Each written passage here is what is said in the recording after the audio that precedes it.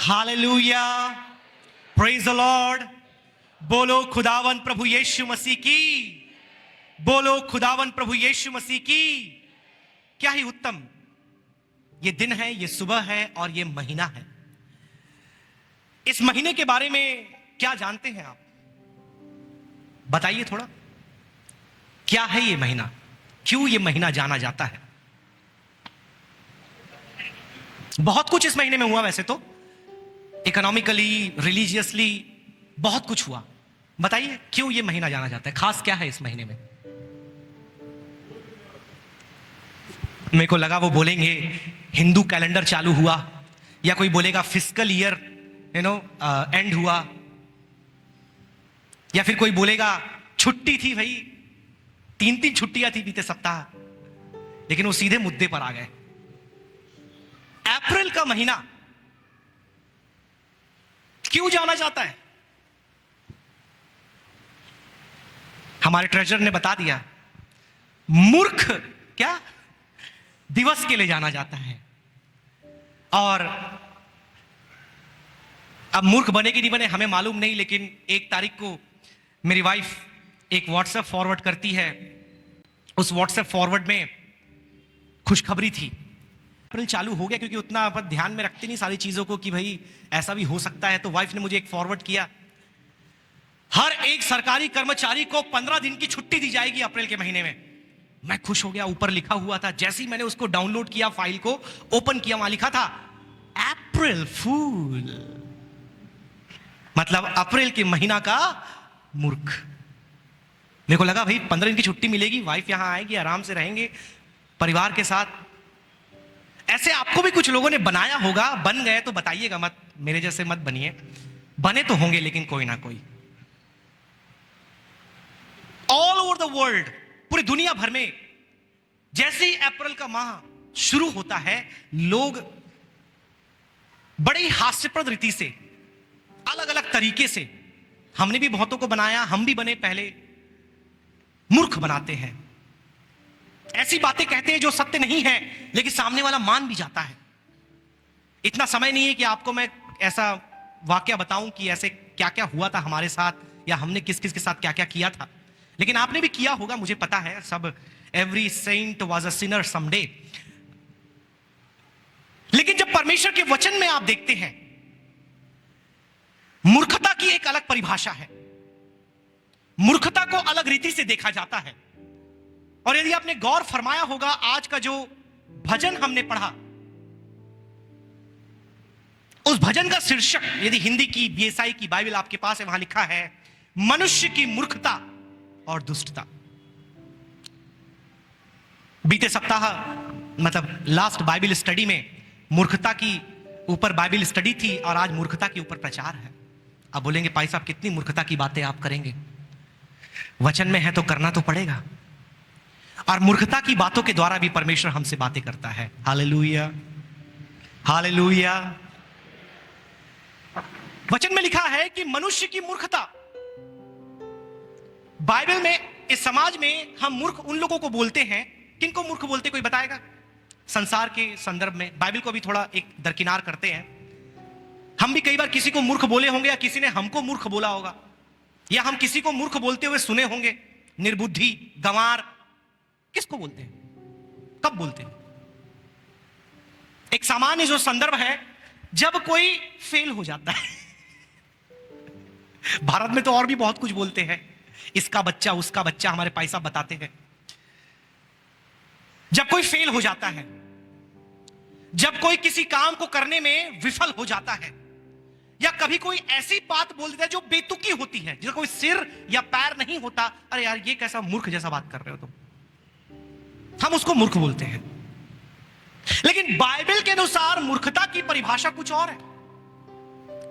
Bible IQ में जो कम है उसको मूर्ख नहीं बोलती। बाइबल बुद्धिमत्ता में, समझदारी में, या किसी और ऐसे मानवीय स्तर में कम व्यक्ति को मूर्ख नहीं बोलती। बाइबल में खास तौर पे हमारा जो परिच्छेद है, उसमें बने रहकर मैं आपको बताऊं तो जो परमेश्वर का इनकार करते हैं उनको बाइबल मूर्ख बोलती है। और आपको जानकर आश्चर्य होगा आपको जान करके आश्चर्य होगा कि दुनिया भर में लगभग 500 से 600 ऐसे लोग हैं जो परमेश्वर का इनकार करते हैं। 500 से 600 मिलियन, माफ करें यदि मैं पहले नहीं बोला, 500 to 600 मिलियन। और यदि ग्लोबल पॉपुलेशन में इनका औसतन प्रतिशत निकाला जाए तो लगभग 6 से 7% लोग पूरी दुनिया में ऐसे हैं जो परमेश्वर के अस्तित्व पर विश्वास नहीं करते। तो वो लोग कौन हैं आप मुझे बताइएगा, मैं नहीं बोलूंगा। जो व्यक्ति परमेश्वर का इनकार करता है, जो व्यक्ति परमेश्वर के उपस्थिति, उसकी मौजूदगी, उसके अस्तित्व पर प्रश्न उठाता है, बाइबल ऐसे व्यक्ति को मूर्ख करार देती है। अब इस भजन को जब आप पढ़ेंगे मेरे प्रियो, इस भजन में बहुत सी बातें हैं 7 आयतों में, लेकिन आपके बीच में 5 बातों को रखना चाहूंगा जो हमें आज के इस सुबह समझने में मदद करेगी कि कैसे एक व्यक्ति मूर्ख बनता है और कैसे एक व्यक्ति धर्मी बनता है। परमेश्वर की दृष्टि में कौन है वो लोग जो मूर्ख हैं, और परमेश्वर की दृष्टि में कौन है वो लोग जो धर्मी हैं। क्योंकि आज की सुबह कई ऐसे मसीह लोग भी हैं जो परमेश्वर पर विश्वास नहीं करते। कई लोग ऐसे हैं जो कलीसिया में आते तो हैं, लेकिन उनका ईमान, उनका भरोसा पूर्णतः परमेश्वर के ऊपर नहीं होता है। इसलिए जरूरी है हमारे लिए कि हम परमेश्वर के अस्तित्व पर क्या करें, विश्वास करें, ताकि हम अपने जीवन में परमेश्वर के सामने धर्मी होते हुए उद्धार को प्राप्त करने पाए। तो अपने संदेश का शीर्षक मैंने इस प्रकार से दिया है कि फूल रिजेक्ट्स बट राइचस रिजॉइसेस। जो मूर्ख है वो परमेश्वर का इनकार करता है, लेकिन धर्मी परमेश्वर में आनंदित होता है। मैं फिर से एक बार कहना चाहूंगा, मूर्ख परमेश्वर का इनकार करता है, लेकिन धर्मी परमेश्वर में आनंदित होता है। और सबसे पहली बात, मैं आपके सामने 5 बिंदुओं को रखना चाहूंगा। उसके बाद जितना समय हमारे पास है, केवल 35 मिनट है, एक एक बात उसमें से देखते हुए हम आगे चले जाएंगे। सबसे पहले बिंदु को आप इस भजन में देखते हैं, वो है तिरस्कार, परमेश्वर का तिरस्कार, रिजेक्शन ऑफ गॉड।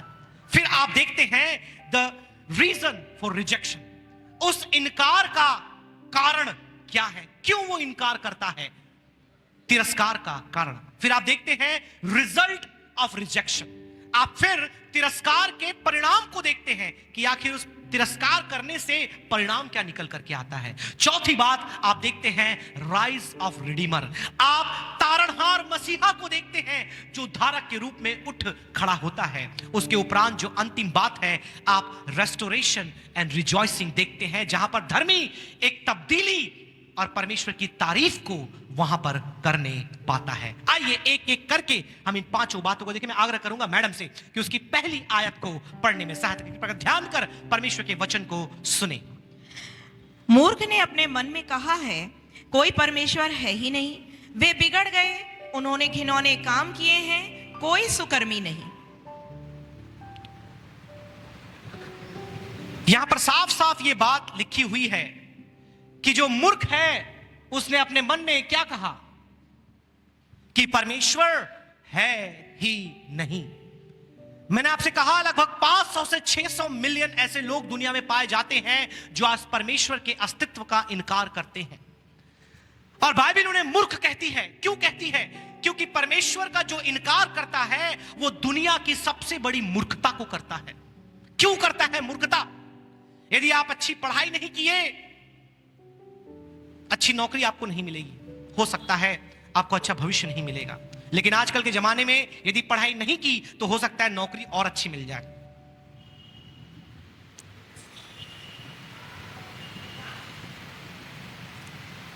मजाक कर रहा हूं मैं। आप कई प्रकार के ऐसे कामों को कर सकते हैं जिसमें दुनिया आपको देखकर मूर्ख बोले, आपको अनपढ़, गंवार, अशिक्षित बोले।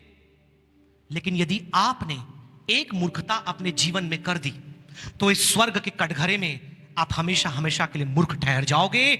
और सबसे बड़ा नुकसान जो एक इंसान अपने जीवन में झेल सकता है वो है परमेश्वर की उपस्थिति से दूर निकल जाना, आपके जीवन में वो दंड आ जाएगा। इसलिए आप कोई भी मूर्खाना काम कर ले, कोई भी मूर्खता के कामों को कर ले, लेकिन जिंदगी में कभी भी परमेश्वर का तिरस्कार ना करें। बहुत से ऐसे नास्तिक हैं, बोलते हैं कि अरे भाई परमेश्वर तो है ही नहीं, उसका अस्तित्व है ही नहीं, परमेश्वर ने प्रमाण ही नहीं दिया, मैं कैसे विश्वास करूं। एक व्यक्ति ने कहा, परमेश्वर के दास थे, वो एक नास्तिक को बोलते हैं कि भाई क्या हो गया, तुम विश्वास क्यों नहीं करते। तो बोलता है, परमेश्वर ने मेरे को पर्याप्त प्रमाण नहीं दिए कि मैं उस पर विश्वास करूं। तो उन्होंने उससे कहा, अच्छा तो तुम कहां से आए। तो बोले, मैं बंदर से आया। अच्छा, बंदर से आए, तो बंदर कहां से आया। बंदर सिंगल सेल ऑर्गेनिज्म से आया। वो सिंगल सेल ऑर्गेनिज्म कहां से आया, वो पानी से आया। तो पानी कहां से आया, तो बोले पानी तो भाई आ गया, अब हाइड्रोजन O2 H2O ये सब थे उस समय जब atom singularity space and time था, ब्लैक होल में सब कुछ थे। जब फटा, जिसको बिग बैंग बोलते हैं, तो सब अपने आप आ गया। तो उस भाई ने बोला, भाई ये डिक्शनरी देख रहे हो, ये डिक्शनरी देख रहे हो। तो बोलता है, हाँ देख रहा हूं। आपको पता है कहां से आया। तो बोले, मेरे को पता नहीं, लेकिन कहीं ना कहीं छपाई हुई होगी प्रिंटिंग प्रेस में। नहीं, एक बम फटा और ये डिक्शनरी आ गया। तो वो हंसने लगा नास्तिक व्यक्ति। तो बोला, बिल्कुल ऐसी हंसी मुझे तुम पर आ रही है कि इतना सुंदर, इतना अद्भुत ये सृष्टि बनाया गया है, जिसमें एक एक चीज को, एक एक ऋतु को, एक एक प्रकृति के नियम को, एक एक जीव जंतु को, एक एक इंसान को इतने सुव्यवस्थित रीति से बनाया गया, और तुम बोल रहे हो बम फटा और ये आ गए। तो अगर तुम चाहते हो कि मैं मान लूं बम फटा और हम लोग आ गए, तो बम फटा, ये बाइबल आ गया, ये पुस्तक आ गया, तुम भी मान लो। और नहीं मानोगे तो फिर समझ लेना। वो आदमी चुप हो गया।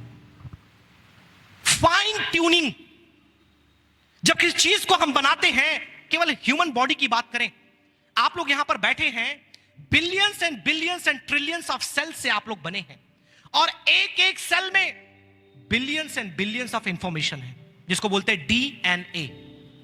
आपको क्या लगता है, जो लोग कोडिंग सीख रहे होंगे, या आजकल तो हर कोर्स में कोडिंग को एक पार्ट दे दिया गया है, जो लोग कोडिंग करते हैं 0101011101 करके वो प्रोग्रामिंग करते हैं, तब जाकर के मोबाइल, कंप्यूटर, सॉफ्टवेयर सब बन करके आता है। वैज्ञानिक ये बताते हैं कि आपके DNA में बिल्कुल ऐसी ही कोडिंग की गई है।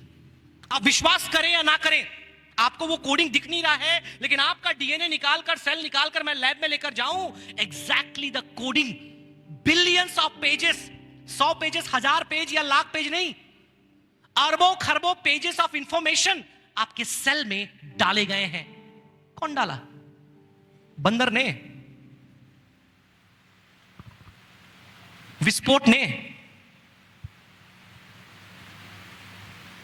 आजकल के स्कूल्स में, पाठशालाओं में बताया जा रहा है कि इंसान कहीं से भी आ गया, लेकिन बाइबल कहती है कि परमेश्वर ने मनुष्य को अपने स्वरूप और समानता में बनाया।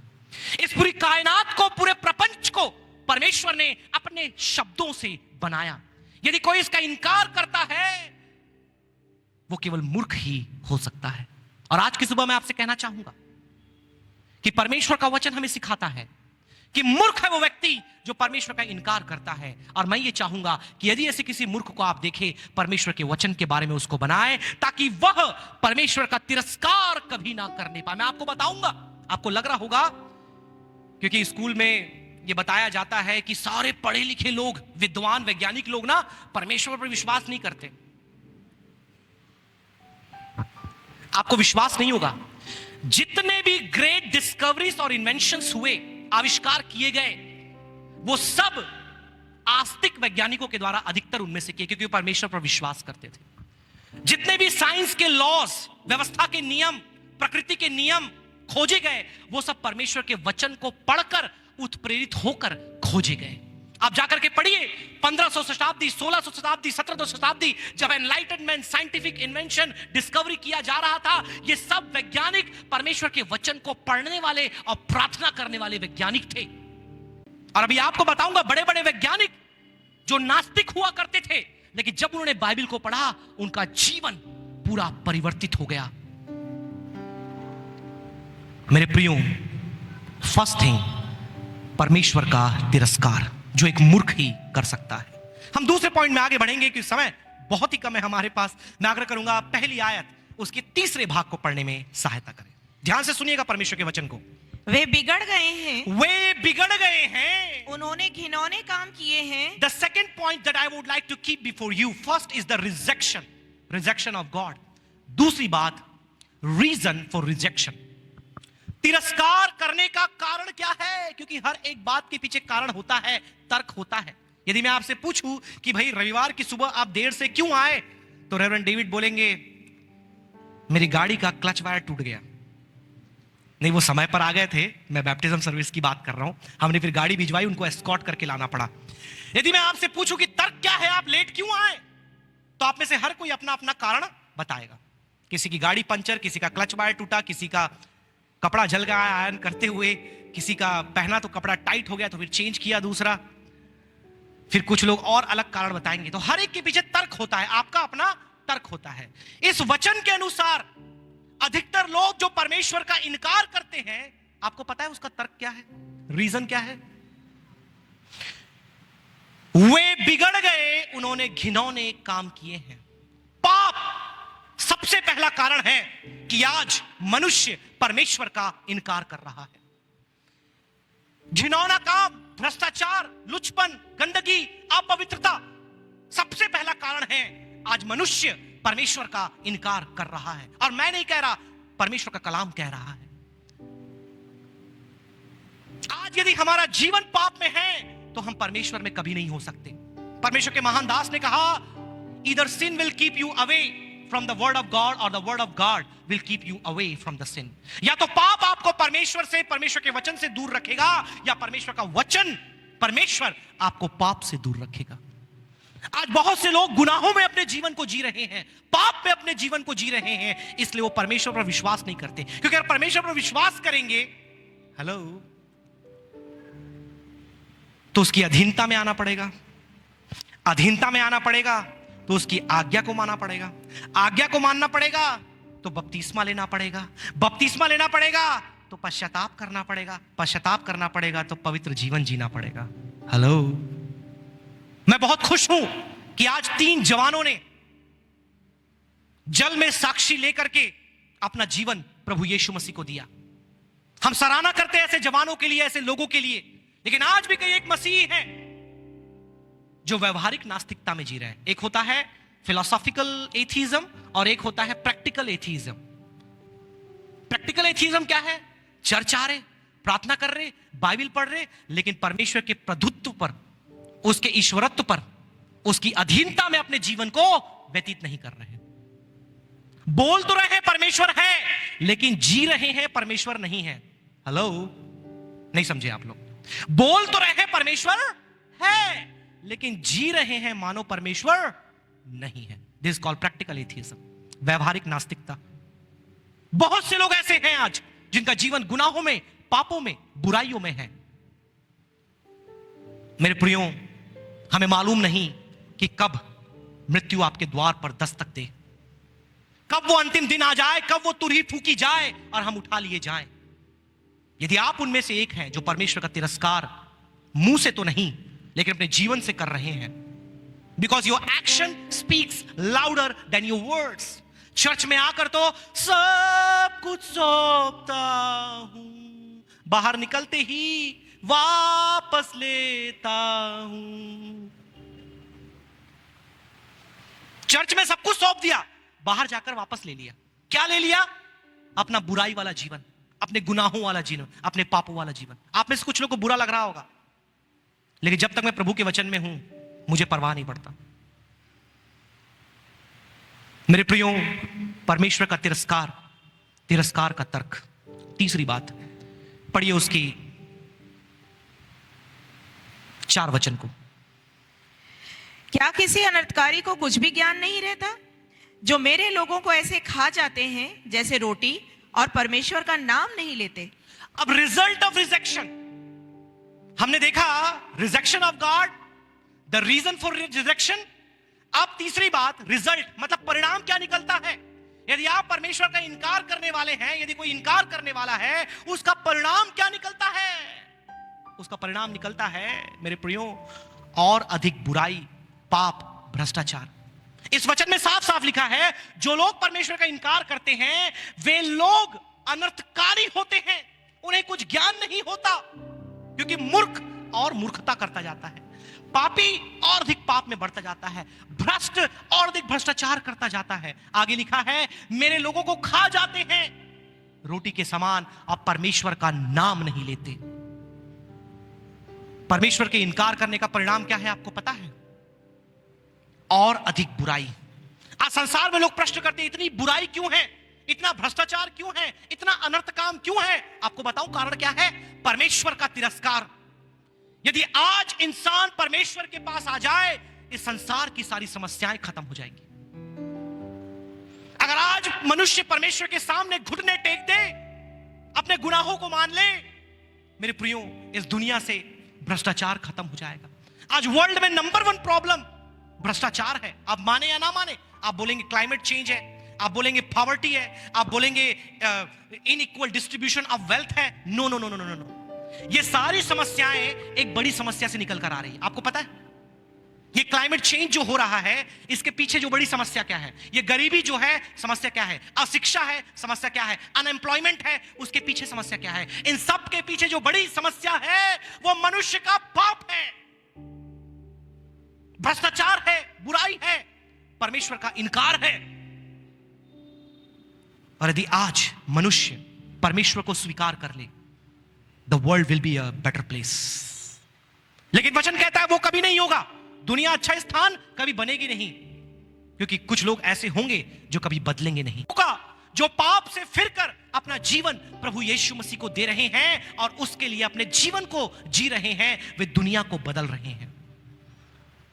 और दुनिया को बदलने से पहले हमें खुद अपना जीवन परिवर्तित करना है, बदलना है। यदि हम परमेश्वर का इनकार करते हैं, तिरस्कार करते हैं, मेरे प्रियो, हमारे जीवन में जो परिणाम निकल करके आएगा तिरस्कार का, वो केवल बुराई, बुराई और बुराई ही होगी। वो केवल पाप, पाप और पाप ही होगा। उससे कुछ भी अच्छा निकल करके नहीं आ सकता। इसलिए कोशिश करें, परमेश्वर को जाने, परमेश्वर को ढूंढे, परमेश्वर को तलाशे जब तक वो मिल सकता है। एक समय आएगा जब वो परमेश्वर नहीं मिलेगा। और मैं आपसे कुछ बातें साझा करना चाहूंगा।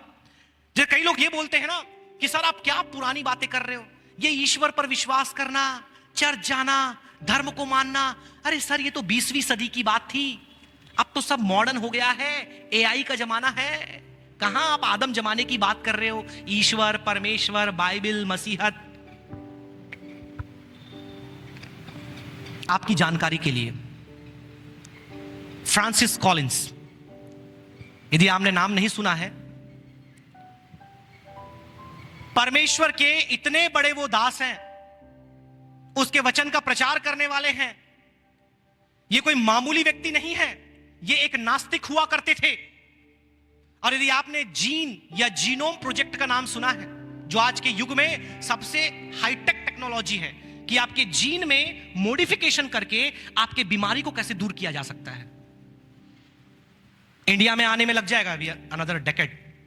आपके जीन में मॉडिफिकेशन करके लाइफ थ्रेटनिंग डिजीज को कैसे दूर किया जा सकता है। इसके संस्थापक, इसके रिसर्च में वर्क करने वाले फ्रांसिस कॉलिंस एक नास्तिक व्यक्ति थे। लेकिन जब वो जीन का अध्ययन कर रहे थे, परमेश्वर की आत्मा ने उनसे बात किया और बोला, कितना सब कुछ जो तुम पढ़ रहे हो, देख रहे हो, ये कहां से आया, किसने बनाया? उस व्यक्ति ने अपना जीवन प्रभु को दे दिया। इतना बड़ा वैज्ञानिक, इतना बड़ा ज्ञानी, इतना बड़ा कहना चाहिए रिसर्चर, अपना जीवन प्रभु यीशु मसीह को दे दिया। आज वो यीशु के लिए गवाही देता है। Hallelujah, praise the Lord. Jordan Peterson आज के टॉप नॉच क्लिनिकल साइकोलॉजिस्ट, उनसे बड़ा कोई नहीं है अभी साइकोलॉजिस्ट। सबसे अधिक सुने जाने वाले, सबसे ज्यादा लेक्चर दिए जाने वाले, सबसे ज्यादा इनवाइट किए जाने वाले, एक समय नास्तिक हुआ करते थे, परमेश्वर से दूर थे, लेकिन आज वो परमेश्वर पर विश्वास करते हैं। ये सब जिंदा लोगों की बात कर रहा हूं, कब्र में गए उन लोग की बात नहीं कर रहा, ठीक है ना। ली स्ट्रॉबल जो एक इन्वेस्टिगेटिव जर्नलिस्ट थे, एक लॉयर थे, उनकी पत्नी विश्वास करती थी, वो विश्वास नहीं करते थे। एक दिन उसको चर्च लेकर के गई, चलो तुम चर्च चलो, अगर नहीं गए तो मैं तुमको तलाक दे दूंगी। डराया, बहुत सी पत्नियां डराती रहती अपने पति को, तलाक दे दूंगी, तलाक दे दूंगी। तो डरा रही थी उसको कि कम से कम डर के मारे तो चर्च आ जाए। तो ली स्ट्रॉबल उठ के चर्च चला गया। अरे यार, पत्नी छोड़ के जाए, कम से कम वहां बैठूंगा, बस बैठना ही तो है, चले जाता हूं। गया चर्च के अंदर, उस दिन प्रचार चल रहा था रिजरेक्शन ऑफ जीसस क्राइस्ट, प्रभु यीशु मसीह का पुनरुत्थान। अब ये तो इन्वेस्टिगेटिव जर्नलिस्ट था, मतलब बहुत दिमाग वाला। इसने बोला मैं एक किताब लिखूंगा। कौन सी किताब? कि यीशु मसीह कभी पुनरुत्थित हुआ ही नहीं। चर्च से बाहर आया, 2 साल उसने रिसर्च किया, 2 साल। आपको पता है 2 साल के बाद क्या हुआ? उसको लिखना क्या था, उसका थीसिस क्या था? कि यीशु मसीह पुनरुत्थित नहीं हुआ, उसका हाइपोथेसिस। उसका थीसिस क्या निकला पता है? यीशु मसीह मृतकों में से जी उठा। Hallelujah. The case for resurrection. उसका पूरा जीवन बदल गया। आज वो प्रभु यीशु मसीह का प्रचारक बन गया। हालेलुया। 10 किताबें लिख दी। The case for Christ, the case for resurrection, the case for miracle, the case for Christianity, the case for faith. कई किताबें ऐसी लिख करके रखी है। ये क्या निर्बुद्धि, कोई गंवार व्यक्ति था? कई लोग बोलते हैं ना, परमेश्वर विश्वास करने वाले सब प्राचीन जमाने के लोग होते। कितने नाम चाहिए आपको? John Lennox. ये जॉन लेनॉक्स जिसके बारे में बता रहा हूं, he is a top notch mathematician of the world. He is a professor in the Oxford University. सब जिंदा है, मरे कोई भी नहीं है ना। He developed the idea of group theory, जिसका इंप्लीकेशन सारे फील्ड में निकल करके आया है। बहुत बड़े रिसर्चर, बहुत बड़े प्रोफेसर, बहुत बड़े लेक्चरर। ये एक नास्तिक हुआ करते थे। एक दिन जब वो मैथमेटिक्स में रिसर्च कर रहे थे, उन्होंने बोला इतना अद्भुत मैथमेटिकल कैलकुलेशन और डेप्थ इसमें है, ये क्या इंसान बना सकता है? ये बुद्धि कहां से आई? ये डिजाइन, ये क्षमता उसके अंदर कहां से आई? वो रिसर्च कर रहे थे।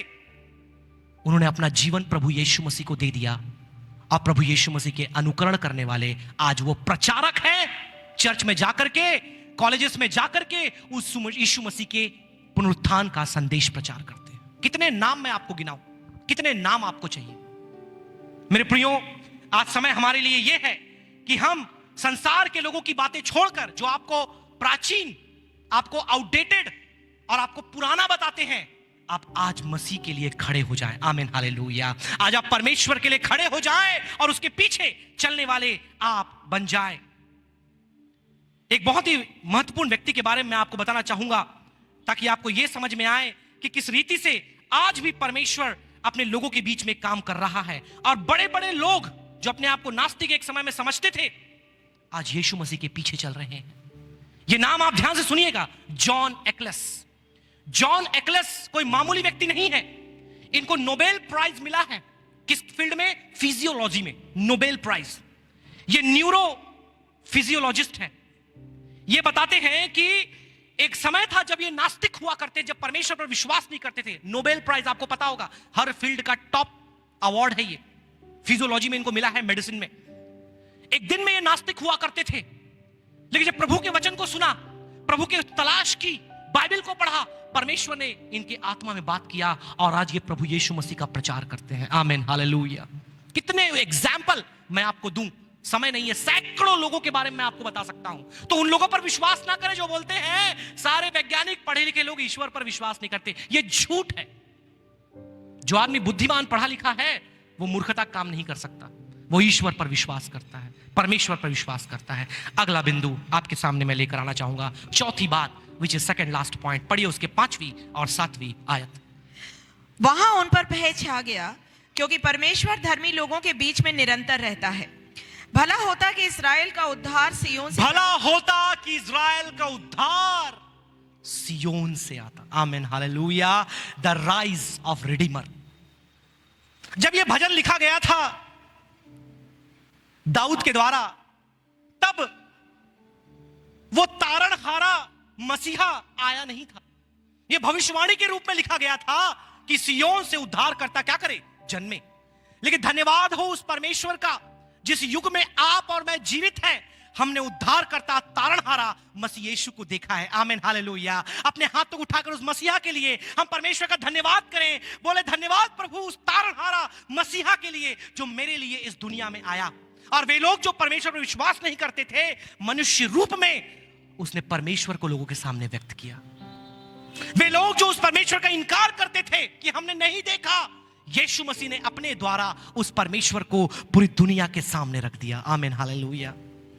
और आज जब हम उस यीशु को देखते हैं, उस यीशु के जीवन को देखते हैं, उस यीशु की सेवकाई को देखते हैं, उस यीशु के चमत्कारों को देखते हैं, उस यीशु की मृत्यु को देखते हैं, और एक सप्ताह पहले हमने मनाया उसके पुनरुत्थान को हम देखते हैं, हम जानते हैं कि हमारा तारणहारा जीवित है। इसलिए कहता है, अय्यूब को भी नहीं मालूम था कि वो मसीह के बारे में बोल रहा है, लेकिन वो कहता है, I know that my redeemer lives. आमीन, हालेलुया। मैं जानता हूं मेरा छुड़ाने वाला, मेरा तारणहारा क्या है, जीवित है। आपको ये कॉन्फिडेंस, ये भरोसा, ये विश्वास होना चाहिए कि दुनिया कुछ भी बोले, मैं जानता हूं मेरा तारणहारा क्या है, जीवित है। आमीन, हालेलुया। क्या वो जीवित है? क्या वो जीवित है? क्या वो जीवित है? हालेलुया। मेरे प्रियो, केवल 10 मिनट मेरे पास है। कई बातें रखी है इस भजन में बताने के लिए, लेकिन मैं यही कहना चाहूंगा कि जो आप में से हैं, यीशु पर विश्वास करते हैं, आपका विश्वास और मजबूत हो जाए। अगर आपको डाउट है, अगर आपको संदेह है, मैं आपको चैलेंज करना चाहूंगा, जब तक परमेश्वर मिल सकता है उसे ढूंढे। जब तक वो आपके सामने प्रकट हो सकता है, आप उसे तलाशें। और वो अपने वचन से, वो अपनी आत्मा से, वो स्वप्न से और दर्शन से, अपने लोगों से आपसे बातें करेगा। आमीन, हालेलुया। यदि कोई ऐसा है जो नहीं सुनता, मैं कहना चाहूंगा, मैं तो प्रचार यहां खड़ा होकर कर रहा हूं, लेकिन परमेश्वर आपसे बातें कर रहा है। आमीन, हालेलुया। मैं केवल एक माध्यम हूं, मैं कुछ भी नहीं। मैं केवल उन वचनों को आपके सामने रख रहा हूं जो परमेश्वर ने मुझे दिया है। लेकिन यदि आपसे मैं प्रत्यक्ष रूप से बातें करूं, तो मुझसे और आपसे आज कोई मनुष्य नहीं, लेकिन परमेश्वर बातें कर रहा है, यदि आपके अंदर संदेह है। दूसरी बात, यदि आप में से कोई ऐसा है जो अब तक जल में साक्षी नहीं लिया है, अपना जीवन यीशु को नहीं दिया है, आपके लिए चुनौती है। तीसरी बात, यदि आप में से कोई ऐसा है जल में साक्षी ले चुका है, मुंह से तो परमेश्वर का अंगीकार करता है, लेकिन अब तक जीवन से अंगीकार नहीं किया है, आपके लिए भी यह अवसर है। क्योंकि यदि आप जीवन जी रहे, मैं हमेशा यही कहता हूं, दुख की बात तो है कि हमने परमेश्वर को अपने से दूर कर दिया, लेकिन खुशी की बात है यदि आप अब भी वचन सुन रहे हैं, यह भी परमेश्वर का अनुग्रह है। नहीं समझे आप लोग? बहुत बुराई की, बहुत गलत किया, परमेश्वर से दूर हो गए, चलो, but if you are allowed to listen the God's word, अगर आपको आज भी परमेश्वर ने अनुमति दिया है, भवन में लाया है कि परमेश्वर के वचन को आप सुने, you still have an opportunity. अब भी आपके पास एक अवसर है, अपना जीवन आप प्रभु को दे दे, अपने आप को आप परमेश्वर के सानिध्य में कर दे। क्योंकि परमेश्वर के अस्तित्व पर विश्वास करने का मतलब है उसके प्रभुत्व पर विश्वास करना। उसके प्रभुत्व पर विश्वास करने का मतलब है अपना जीवन उसको देना, अपना जीवन। क्योंकि C.S. लुइस, ये फिर से इनका एक कोट बताऊंगा, इससे पहले उनका जीवन बताना चाहूंगा। One of the greatest writer of all time, one of the greatest poet of all time, one of the greatest novelist of all time, one of the greatest fiction writer of all time, one of the greatest Christian apologist of all time, C.S. Lewis. प्रभु में आने से पहले वह भी एक नास्तिक थे, लेकिन प्रभु ने एक दिन उनको छुआ और अपना जीवन वो यीशु मसीह को दे दिए। अपना जीवन यीशु मसीह को दे दिए, तो उसके बाद उन्होंने ये बात कहा that either you accept Jesus as your Lord or else he is a liar or lunatic। केवल 3 पोजीशन आपके पास है, चौथा है ही नहीं। कई लोग उसको अच्छा गुरु मानते हैं, यीशु को अच्छा शिक्षक मानते हैं, यीशु को अच्छा मॉरल टीचर बोलते हैं। आपको उसने बोला ही नहीं कि आप उसको वो मानो, वो आपका मत है। केवल 3 चीजें आप मान सकते हैं, इधर यू कॉल हिम लायर कि यीशु झूठा है, और you call him he is a lunatic, मतलब उसका दिमाग ठिकाने पर नहीं था, वो पागल था। अगर ये दोनों आप मानने को तैयार नहीं है, you have only one option, तीसरा, लॉर्ड, अपना प्रभु। अपने जीवन में आप उसको अपना प्रभु केवल और केवल प्रभु ही मान सकते हैं, उसके अलावा आपके पास कोई विकल्प नहीं है। और आज की सुबह मेरे प्रियो, अगर हम उसके अस्तित्व पर विश्वास करते हैं, आइए हम अपने आप को उसके प्रभुत्व के अधीन करने पाए, उसके स्वामित्व के अधीन करने पाए, उसके वचनों के अधीन करने पाए, उसके अगुओं के अधीन करने पाए, जिसके द्वारा हम परमेश्वर के अंतिम जो चौथी बात है उसमें प्रवेश करने पाए। उसके 7वें वचन का दूसरा और तीसरा भाग पढ़ने में सहायता करें। जब यहोवा अपनी प्रजा को जब यहोवा अपनी प्रजा को दासत्व से लौटा ले, याद रखें, एक दौर था जब यहूदी लोग दासत्व में पाए जाते थे, तो उनको तलाश थी एक रेस्टोरेशन की, एक तब्दीली की, कि कोई आएगा उन्हें गुलामी से क्या करेगा, छुड़ाएगा। आगे पढ़िए। दासत्व से लौटा ले आएगा, दासत्व से लौटा ले आएगा। तब याकूब मगन और इस्राएल आनंदित होगा। तब याकूब मगन और इस्राएल आनंदित होगा। किसमें? यहोवा परमेश्वर में। तब्दीली और तारीफ। हम सबको अपने जीवन में उस तब्दीली का इंतजार है, हम सबको अपने जीवन में उस रेस्टोरेशन का इंतजार है। एक समय था जब हमारा जीवन पाप में, गुनाहों में, बुराइयों में, सांसारिक उस समय में था जब हम परमेश्वर से दूर थे, परमेश्वर की उपस्थिति से हम बहुत दूर पाए जाते थे। लेकिन एक बड़ा तब्दीली आपके जीवन में आया, एक बड़ा परिवर्तन आपके जीवन में आया जब आपका जीवन पापमय जीवन से हट करके मसीह में आ गया। और जब वो पल आपके जीवन में आया, आपके होठों से केवल उसकी तारीफ, तारीफ और तारीफ निकलती है। लेकिन आज भी कई लोग ऐसे हैं जिनके जीवन में वो रेस्टोरेशन,